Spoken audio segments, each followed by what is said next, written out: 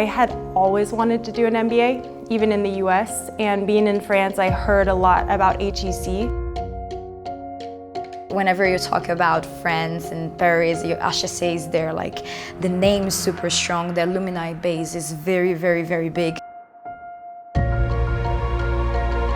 HEC Paris is a lot like a little model United Nations. It really is a melting pot of people that come together from all over the world.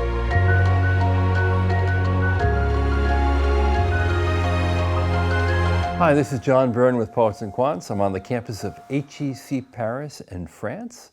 With me today is Andrea Masini, the Associate Dean of MBA Programs at HEC. Bonjour. Bonjour et bienvenue en France et bienvenue à HEC Paris. Tell us a little bit about HEC. The school has a rich history. This year you are celebrating the 50th anniversary of your MBA program. We enjoyed a long history of academic excellence and training business leaders. We have graduated more CEOs of Fortune Global 500 companies than any other university in Europe. Wow, we're really proud of that heritage. That's a great track record. It is. Your applications for your MBA program are up 40-50%. How come? Well, first of all, it is one of the MBA programs with the best return on investment in the world. Graduates, on average, manage double their salaries when they leave the program, but also because we try to keep our tuition fees relatively low as much as we can, and we have generous support from the HEC Foundation that provides us with scholarships. Second, participants come here to look for a career transformation, and the outcome is impressive. We had in the last graduating class 73% of our graduates changing industry, 72% changing function, and 61% changing location. That can't be easy, can it? Well, if you have the right support from the school, the right connections, it is not easy, but it is possible, and we are very proud of having those results, of course. Essentially, we have about 50 different countries that are represented through our program, so you're able to leverage those things no matter where you want to go. HEC had unparalleled access to job markets not only in Europe but also in the Middle East and Central Africa. I thought about it and I said, okay, maybe it's time to reassess my career, and I wanted a school that had many international students and very culture-driven. The cases we're discussing today, they are representative of systematic patterns of which there are striking, memorable examples, but we can actually learn something from them because there is a theory that we will, in fact, start to elaborate together today.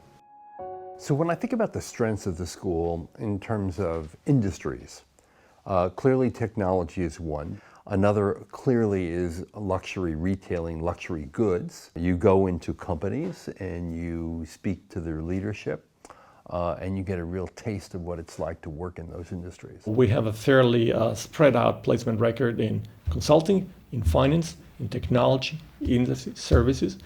And of course, being in France, they also have the opportunity to learn a bit of French, which in the luxury industry helps a lot. Indeed, but you're just outside Paris. Yes. One of the great cities of the world. I would say that our students come here because they want to have a global experience with a French flavor. They want to have exposure to global companies, but they want to take advantage of a country with tradition. And being an Italian, of course, I appreciate that combination.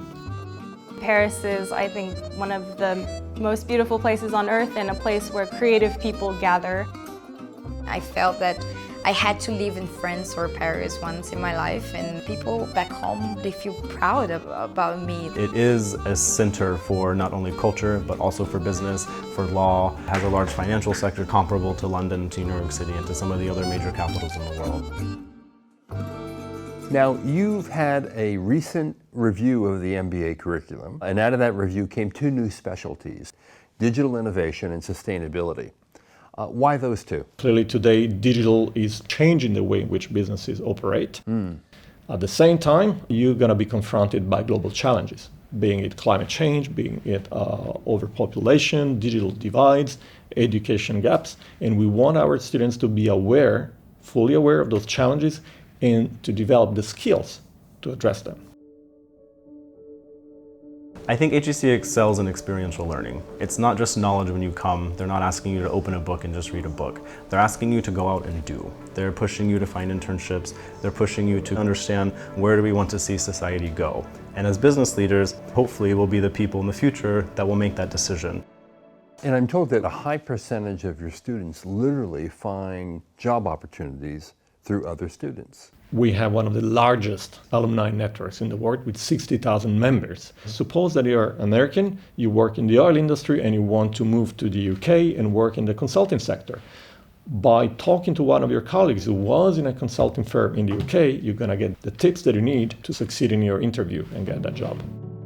You don't make it to the top on your own. You make it making connections, and not only business connections, but personal connections. So you know about the people, you know how to talk to them. I think my biggest learnings have been learning to work with people who are super, super different from me, and not just in working styles, but politically, how they think, what they're used to, how they like a project to run, how they communicate. Because of the incredible diversity of the student body, there's a sense that when you come here, you're also getting an MBA in diplomacy. We are one, if not the most international MBA program in the world, with 93% of our students coming from outside France, more than 50 nationalities for a class of less than 300 students, and close to 35% women in the program. And in a group of 6 or 7 students, you may have up to 5, 6, even 7 nationalities. And students love that, appreciate that, and I think it's one of the few places in the world when you can get it.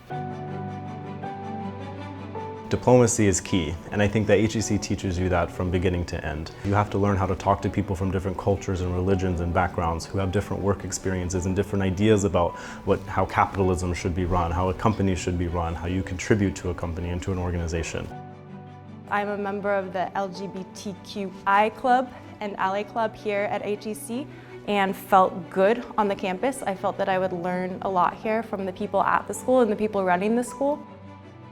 What do students say is the biggest surprise when they've come from outside France to HEC Paris? I think it is this amazing atmosphere, this very close-knit community, the amount of diversity they found in the cohort. I don't think HEC is just an MBA. I think HEC is a degree in international relations, it's an MBA, it's a degree in diversity and inclusion. You also get this exposure to people that you will never meet anywhere else. They come here, they spend 16 months with exceptional individuals, and colleagues and friends, developing a sense of humanity and understanding that to do well, you also have to do good. And they end up, at the end of the MBA, a better person. Do married students come to study here? Yes, they do, and for that we provide, of course, accommodation on campus, and we even had couples having babies during the MBA program. No. Yes. Is that an elective? I think for the time being is an elective. But, Well, Andrea, thank you so much for being with us today. This is John Byrne with Poets&Quants. Merci beaucoup. well, thank you. Merci, John, for crossing the Atlantic. À bientôt.